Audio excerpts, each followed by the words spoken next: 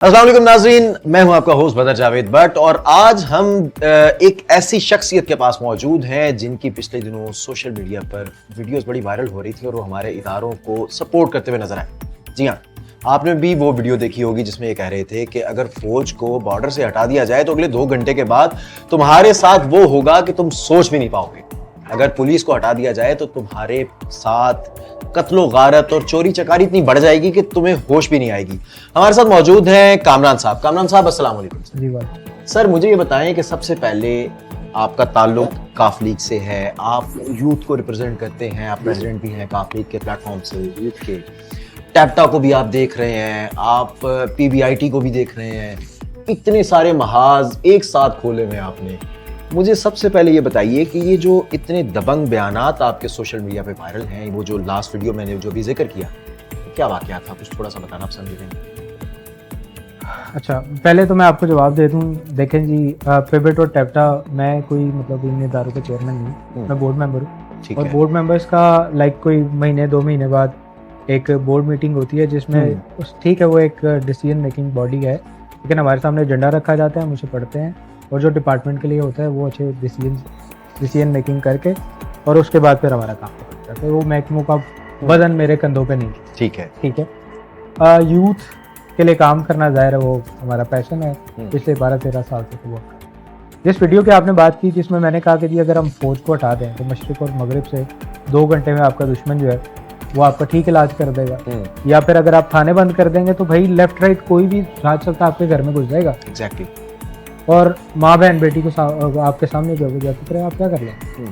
और ये बात हकीकत है, बिल्कुल ठीक है। ये बात मैंने क्लिप पुराना है 9 मई के बाद की, जब रियासत के खिलाफ जो है ना, ऑल्दो मुझे कोई रियासत पैसे नहीं देती, ठीक है, लेकिन मैं जिस लेवल से बैठ के गवर्नमेंट की वर्किंग को देख रहा हूँ तो मुझे नज़र आता है कि यार आसान नहीं है रियासत को चलाना। लेकिन इन दी एंड फिर हर टाइम की प्रॉब्लम्स जो है ना वो भी ठीक बात नहीं है। मिसाल के तौर पे आप देख लीजिए कि बहुत सी ऐसी चीज़ें होती हैं जो रियासत को करनी पड़ जाती है, ठीक है। इसका मतलब ये नहीं होता कि आप बोलेंगे यार रियासत बंद ही कर दो। तो मेरे कहने का मतलब ये था कि भाई आज लेट से पुलिस हट जाती है, आज लेट से फौज हट जाती है, आपकी सिक्योरिटी इदारे हट जाते हैं, इंटेलिजेंस खत्म हो जाती है, आपके साथ पहला वाकया होता है सड़क पर, आपके दिमाग में क्या आएगा, आप किससे मदद पाओगे? डेफिनेटली रियासत से अपने पे लेना। सबसे पहली बात कि आप सड़क पे जा रहे हैं, आपको 4 लड़कों ने घेर लिया है, पिस्टल आपने निकाल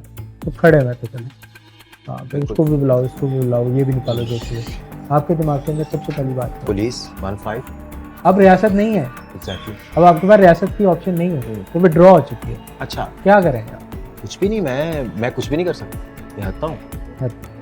चले वो करके आपके साथ चले गए, अब आप क्या करेंगे? जाहिर है कुछ भी नहीं कर सकते। कुछ भी नहीं करें। आप रहमो करम पे दरिंदों की और क्या कहते हैं जालिमों की, आप कौन बताए?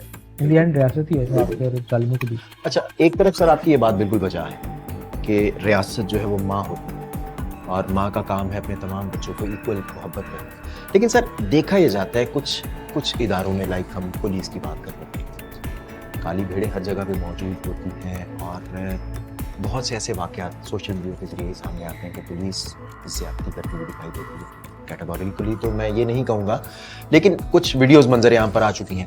सर, आप क्या समझते हैं कि इस सारे इश्यूज़ को आप किस तरह देखते हैं और किस तरह से तब्दील किया जा सकता है इन सारे मामला?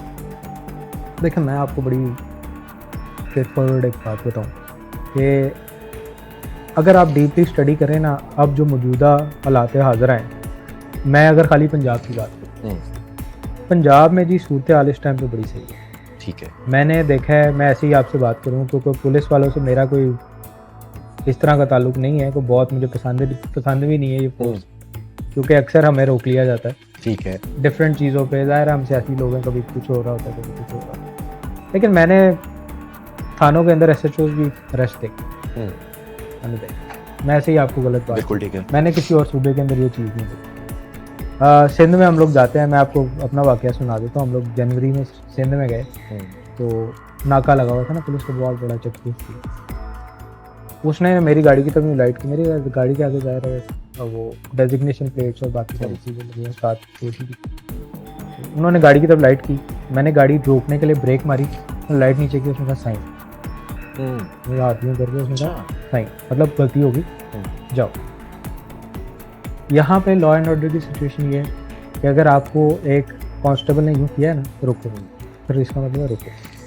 बिल्कुल ठीक। और उसने अपनी पूरी वेरिफिकेशन करनी कि कौन है, कहाँ जा रहे हो, क्या कर। मैं इस चीज़ को बहुत दिल से पसंद करता हूँ क्योंकि मैं खुद अपने आप में इस चीज़ में सेफ फील करता हूँ, ठीक है ना। कि मैं अगर क्या कहते हैं किसी के साथ जाती नहीं कर सकता ना, दैट मीन कोई मेरे साथ भी जाती नहीं कर सकता। इस तरह की लॉ एंड ऑर्डर सिचुएशन जब क्रिएट हो जाती है ना तो शहरी जो है वो सेफ फील करता है। तो मैंने तो मौजूदा सेटअप के अंदर जो चीज़ें चेंज होती देखी है ना, सियासी इख्तलाफात अपनी जगह पर होती है, सारी चीज़ें चलती हैं, हमारी पार्टी और है, उनकी पार्टी और है, चीज़ें अलग चल रही हैं, लेकिन जो मौजूदा सेटअप के अंदर मैं देख रहा हूँ ना, माशाल्लाह बड़े अच्छे चेंजेस। मैंने देखा है कि थानों के अंदर SHOs को बंद कर दिया, करप्शन पे या किसी की कोई चीज़ साबित आ गई है, सामने आ गई है।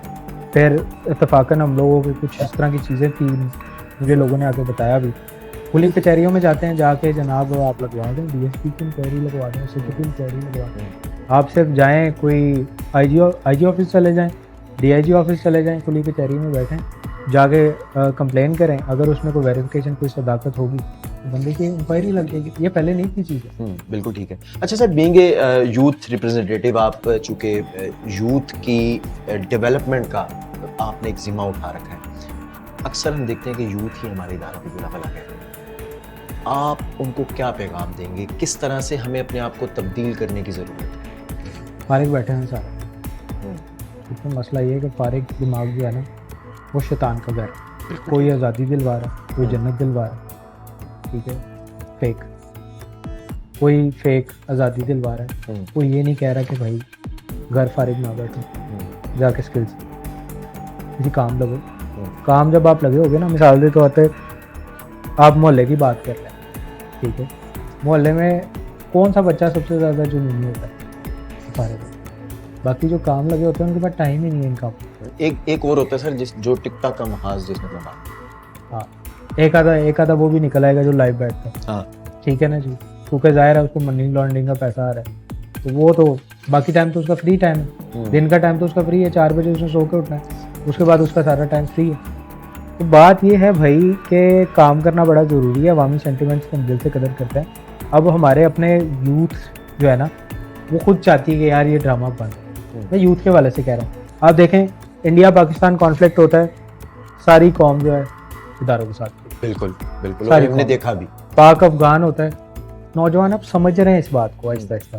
पहले था एक टाइम था कि मतलब एक बिल्कुल ही किनारा कशी कर ली थी ना पाकिस्तानी नौजवानों ने कि भाई ना हमारा सियासत से ताल्लुक, ना हमारा रियासत से ताल्लुक, ना हमारे किसी चीज़ से ताल्लुक। अब आप देखते हैं इंडिया पाकिस्तान कॉन्फ्लिक्ट के बाद उन्होंने देखा कि ये जो कहते थे ना, जो पुरानी बातें बनी हुई थी कि एक ने आके कह दिया था कि जनाब हमारे पास तो टैंकों में डालने के लिए डीजल नहीं है, तो उसके बाद जब एक ने आके कहा ना कि आओ कौन आता है, ठीक है, और उसने फिर करके भी दिखाया, तो आवाम को नजर आया कि फिर बातें ही नहीं है खाली। अच्छा सर, आखिरी जाते जाते एक सवाल मेरा, आप बांग्लादेश को भी रिप्रेजेंट कर रहे हैं, मामला आपको सारे देख रहे हैं, मुझे ये बताइए कि बांग्लादेश में हालिया जो तब्दीली आई, पाकिस्तान में हालात को देखते हुए, सियासी हालात को देखते हुए, आप समझते हैं कि पाकिस्तान में खुदा न खास्ता कोई ऐसा तब्दीली वक्त के करीब में क्या हो सकता है ऐसा? देखें, मुझे नहीं लगता पाकिस्तान में ये चीज़ हो सकती है, और वो सप्रेशन की वजह से मैं आपको नहीं कह रहा क्या सप्रेशन, आप और मैं बैठे बातें कर। सर हालात भी बड़े अच्छे हो गए हैं बांग्लादेश में। पहले पाकिस्तानी को गालियाँ निकाली जाती थी, तो वो जाहिर है वहाँ पे जो है ना जी बड़ा एक स्टेज चेंज आ रहे हैं, ये कोई नेचुरल नहीं है।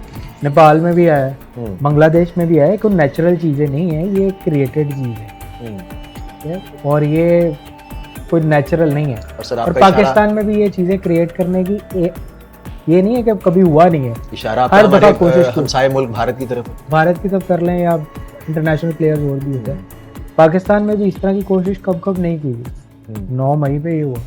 बाकी डिफरेंट एरिया जब इन्होंने मैक्सिमम कर सकते थे ना, इन्होंने कोशिश की हर मतलब आवाम को, रियासत को आमने सामने लाने, लेकिन अनफॉर्चुनेटली हमारी आवाम भी समझदार हो रियासत की, तो चीज़ें काम नहीं की। बिल्कुल ठीक। कामरान सईद साहब, आपका बहुत शुक्रिया, आपने वक्त दिया। नाजरीन, इस तरह की इंफॉर्मेटिव वीडियोस देखने के लिए हमारे चैनल को सब्सक्राइब कीजिएगा, वीडियो को लाइक एंड शेयर कीजिएगा।